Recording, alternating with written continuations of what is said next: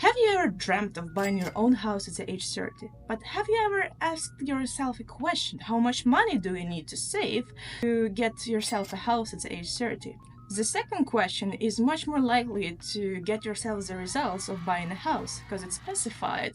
However, until you will make the exact steps to reach your goals, it would not happen, even if you would write it on paper or think about it. Nothing is guaranteed except taxes, but why don't we think about retirement the same way we think about houses? We often think about retirement as a right that everybody is entitled to, but is it really so? Unfortunately, that's not how our financial system works, and we've all been told the same story. Go to school, study hard, and get a good college degree, get good grades, finish your college, and then find a high-paying job, and then work there for ages until you retire. But can everybody retire? In reality, not all people retire at the age 65. Lots of them have to retire later and later, and some of them have to work until they are in their 80s. That's because they haven't saved up for their retirement, and it's unfortunately very hard to survive on a minimum pension in a Western world. In reality, retirement is not about the age, it's about the money. How much money have you saved up for living without needing a job?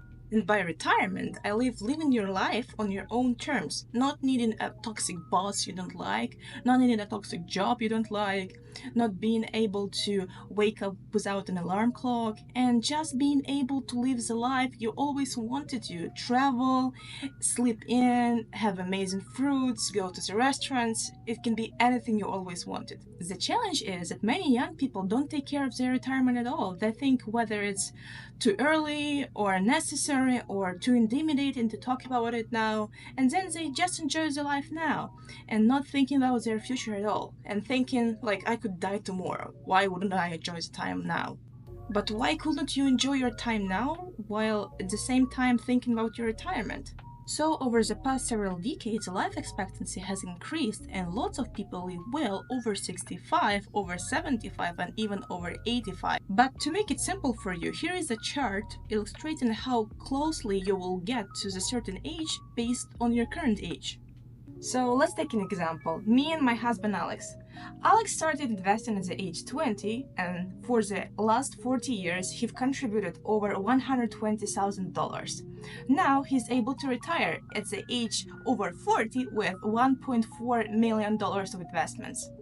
And let's take second example, Catherine, who started investing at the age 30, and she were able to contribute $500 each month. So it's the age when she ends investing, she were able to contribute $180,000 in total. So her total investments was a little bit over $1 million. And now let's talk about the difference. Even though Catherine invested much more money, but the time Alex had more, and then in the end he were able to get $300,000 more than Catherine, as wealth compounds over the time, as compound interest works. Of course, this example shows our historical averages, and there is no guarantee that you will get this 10% of returns, but on average, S&P 500 index was raising 7 to 10% a year. And the earlier you invest, the more money you will be able to compound.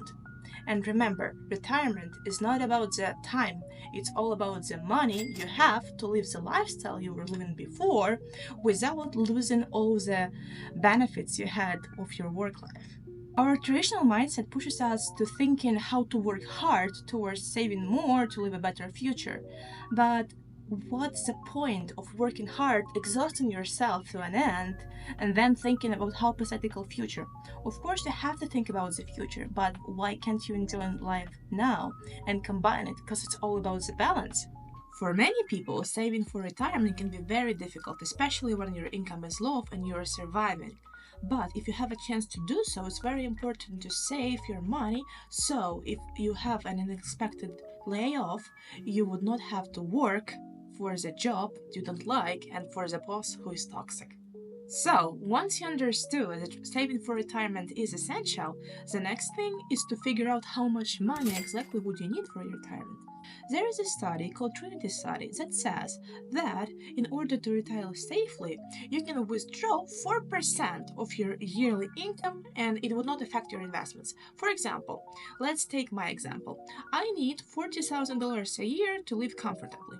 So, in order to retire safely, I would need to have an investment 25 times more than $40,000 a year. So, it would be $1 million in my case. It's okay to not know your exact sum you're spending and how much you would be spending for retirement, but the earlier you start investing and the more the sum is, the better. But of course you can adjust it later. For me, learning these principles was empowering and eye-opening. It showed me that I can actually take control about my present and my future, while enjoying my life now. And if you would like to learn more about how to save money and how to invest money, check out my other videos below. And remember, balance is a key. It's all about living your best life today without sacrificing the future. Let's go out there and make smart choices for both our present and the future.